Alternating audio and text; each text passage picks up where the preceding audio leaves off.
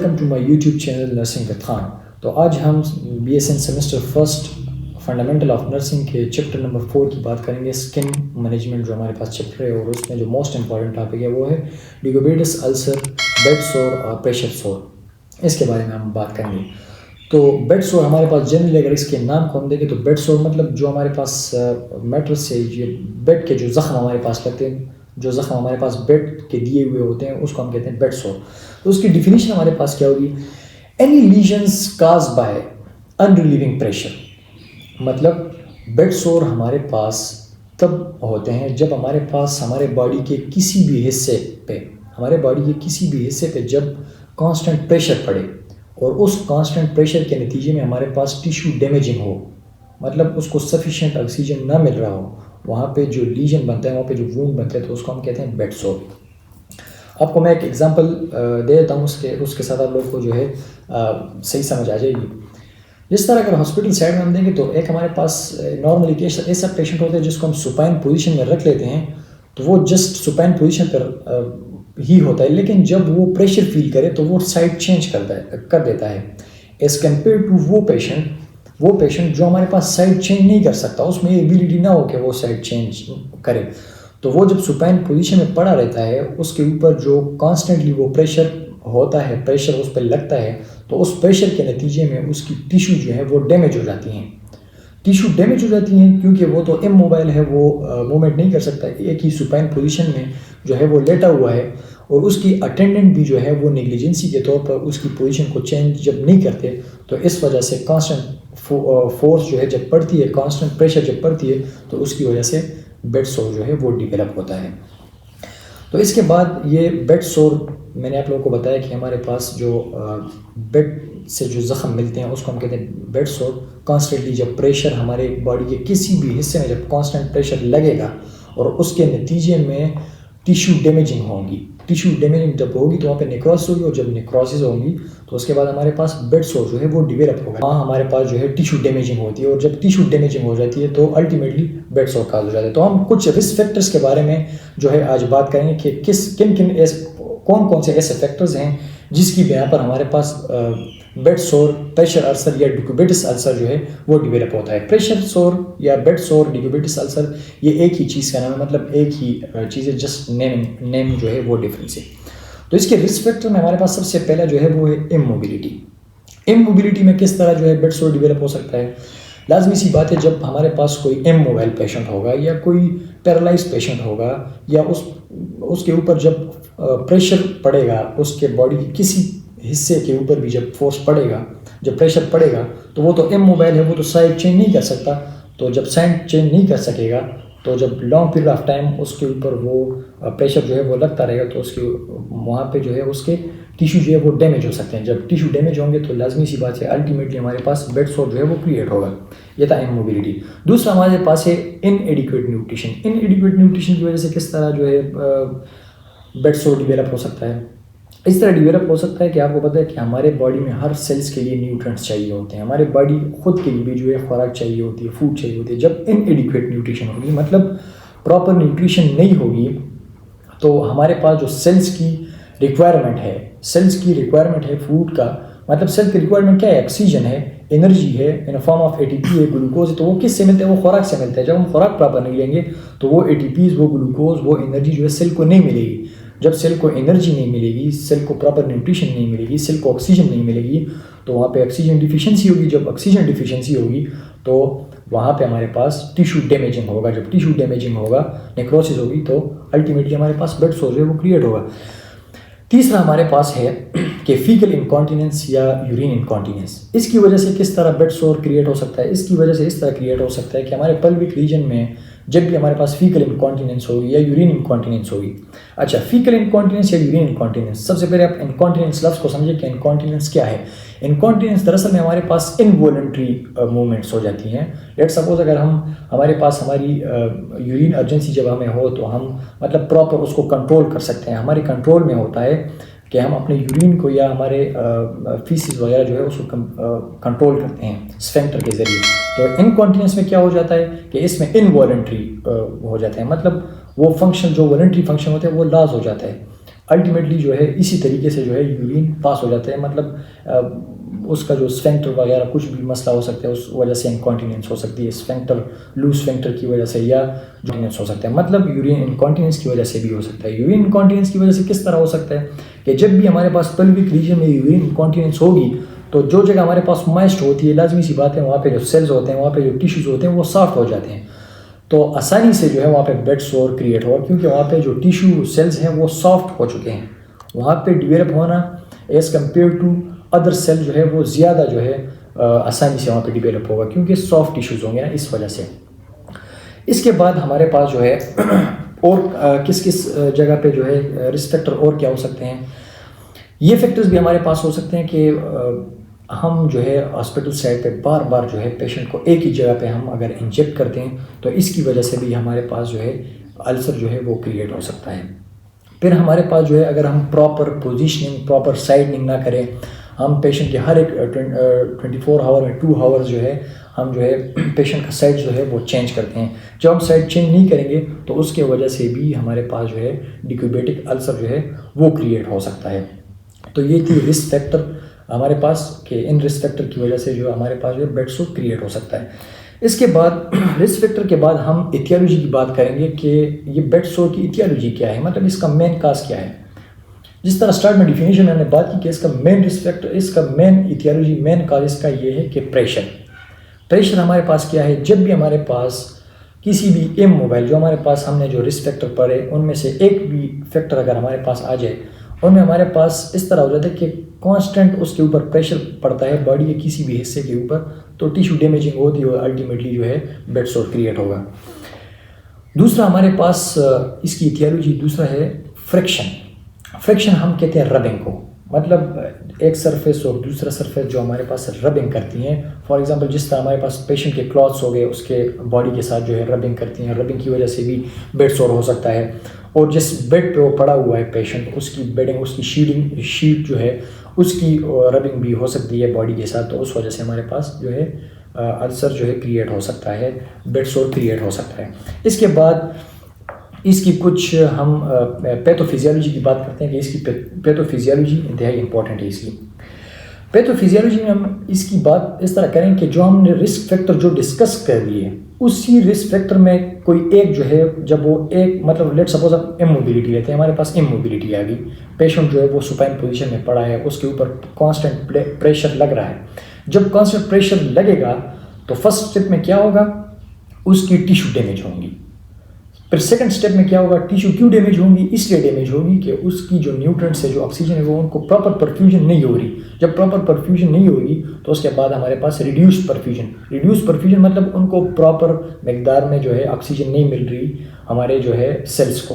जब उनको ऑक्सीजन नहीं मिलेगी तो अल्टीमेटली हमारे पास क्या होगा, नेक्रोसिस होगी। नेक्रोसिस हम किसको कहते हैं, नेक्रोसिस हम सेल डेथ, नेक्रोसिस हम इसको कहते हैं कि जब हमारे पास किसी भी सेल को, किसी भी टिश्यू को जब उसको इनसफिशिएंट ऑक्सीजन सप्लाई हो या ऑक्सीजन उसको ना मिल रहा हो तो उसको हम कहते हैं नेक्रोसिस।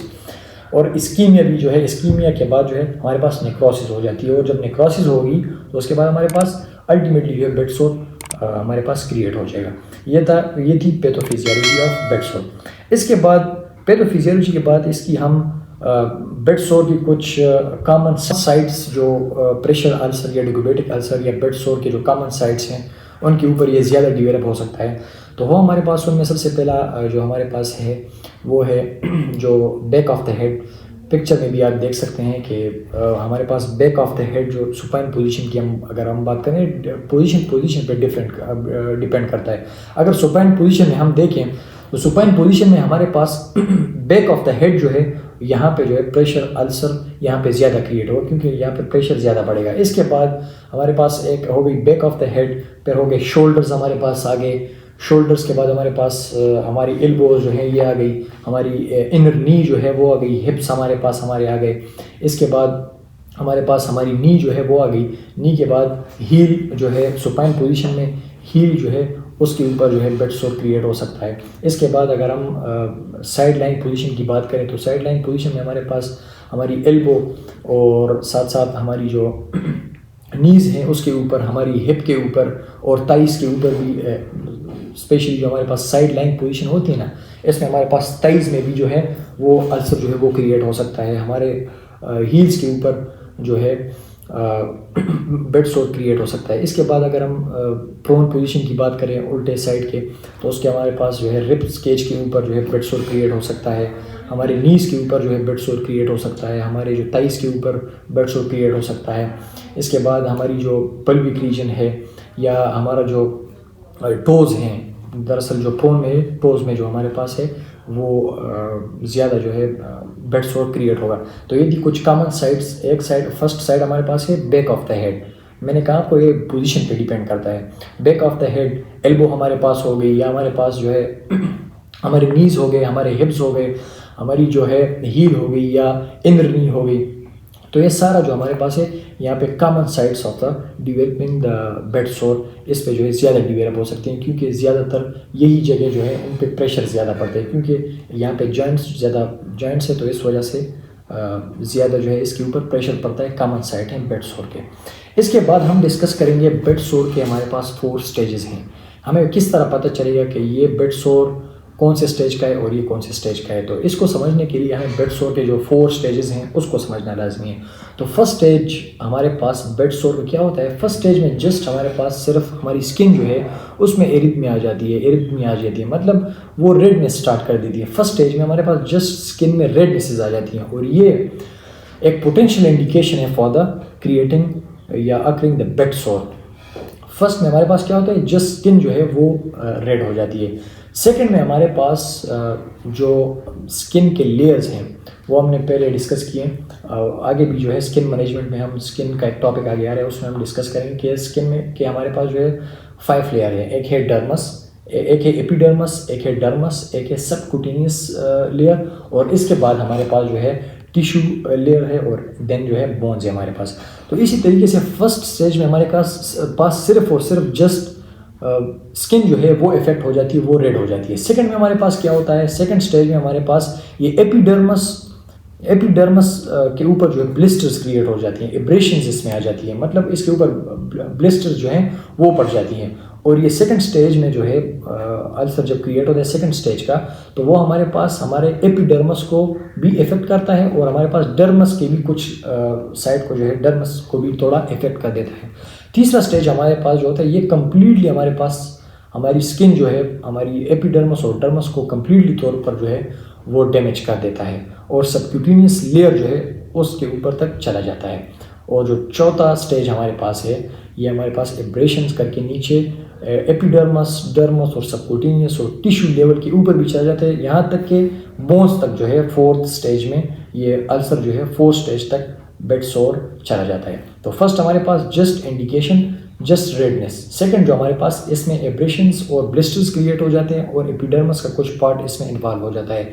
और तीसरे में हमारे पास एपिडर्मस और डर्मस दोनों जो है इसको इफेक्ट कर देते हैं, और सबक्यूटेनियस का ज़रा हल्का सा एक ऊपर से लेयर जो है वो इफेक्ट हो जाते हैं। और फोर्थ में हमारे पास जो है टिल नीचे बोन्स तक जो है सारी स्किन डैमेज हो जाती है, हमारे पास हमारे टिश्यू लेयर जो है वो भी डैमेज हो जाता है, और सबक्यूटेनियस लेयर भी जो है वो भी डैमेज हो जाता है। तो ये थे स्टेजेस हमारे पास बेड सोर के। तो इसके बाद स्टेजेस के बाद हम जो है इसकी इंटरवेंशंस, इसकी प्रिवेंशन की बात करेंगे कि इसको किस तरह जो है बेड सोर को प्रिवेंट किया जाए। तो प्रिवेंशन में हम सबसे पहले जो है वो कॉमन साइड्स देखेंगे। जब हमारे पास इस तरह कोई पेशेंट आए बेड सोर का, तो उसका हम मतलब किसी पेशेंट को हम किस तरह जो है बेड सोर की प्रिवेंशन कर सकते हैं।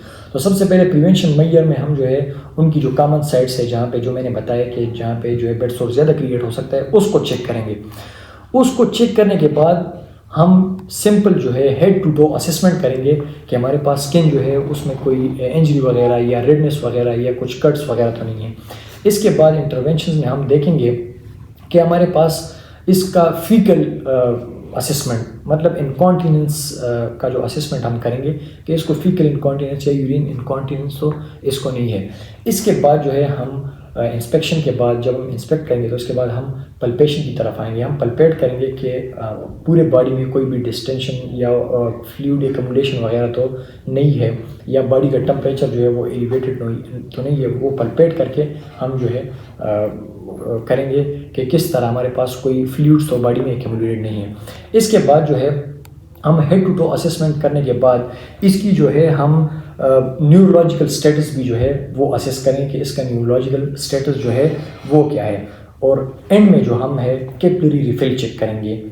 किसी भी जो प्रिवेंशन जब हम करेंगे डिक्यूबिटिक अल्सर का या बेड सोर का या प्रेशर अल्सर का, तो हम कैपिलरी रिफिल चेक करेंगे। कैपिलरी रिफिल क्या होता है? जब हम एक्सट्रीमिटीज़ में ऑक्सीजन की परफ्यूजन जो है चेक करते हैं to tip of the finger, जो मतलब किसी भी जो पेशेंट हो इस तरह का, हम उसकी फिंगर के ऊपर जो है ज़रा सा 2 या 3 सेकंड्स के लिए इस तरह दबा के रखते हैं और फिर जो है छोड़ देते हैं। जब छोड़ देते हैं तो अगर विद इन द 2 या 1 second, with in the 2-3 second जो है वो वापस रिफिल होगी, तो उसकी कैपिलरी रिफिल मतलब उसकी ऑक्सीजन परफ्यूजन जो है वो एक्सट्रीमिटीज़ तक सही है। अगर 2 से 3 वो रिफिल नहीं हुई, डिले हो गई, तो मतलब इसकी प्रॉपर परफ्यूजन नहीं हो रही एक्सट्रीमिटीज़ की तरफ।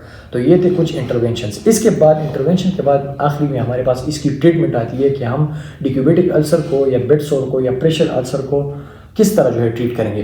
तो किस तरह हम इसको ट्रीट करेंगे? इसको हम थ्रू मतलब हम क्लीनिंग करेंगे, वुंड्स की क्लीनिंग करेंगे, और इसके बाद जो है हम एंटीबायोटिक्स जो है प्रोवाइड कर सकते हैं पेशेंट को, और हम जो है एजुकेट कर सकते हैं इसके बारे में, बेड सोर के बारे में, और डैमेजिंग जो हमारे पास बेड सोर के नतीजे में रिजल्ट में हमारे पास जो डैमेजिंग टिश्यू है उसको रिमूव करेंगे, उसको क्लीन करेंगे। और जो बेसिक चीज़ है हम चेंजिंग पोजीशन करेंगे। जब हम चेंजिंग पोजीशन करेंगे, चाहे जैसा भी पेशेंट हो, अगर वो इमोबाइल हो या इनएडिक्वेट न्यूट्रिशन हो या उसका मतलब इनकॉन्टिनेंस भी हो, अगर उसकी हम प्रॉपर पोजीशनिंग करेंगे तो हम जो है डिक्यूबिटिक अल्सर को अवॉइड कर सकते हैं। तो मेडिसिन को देने से अच्छी बात यह है कि हम पेशेंट की जो है साइडिंग करें, हर 2 हॉर्स के बाद जो है हर एक पेशेंट का हम साइड चेंज करें। जब हम साइड चेंज करेंगे तो ये डिक्यूबिटिक अल्सर को हम जो है अवॉइड कर सकते हैं। तो ये था little bit about the decubitus ulcer skin management. तो आई होप आप लोगों को समझ आ चुका होगा। एंड में आप लोगों से ये रिक्वेस्ट है कि नर्सिंग विद खान को सब्सक्राइब करें और बेल आइकन के बटन को प्रेस करें ताकि डेली जो है वीडियोस जो लेक्चर्स अपलोड हो आपको प्रॉपर नोटिफिकेशन मिले। अस्सलाम वालेकुम।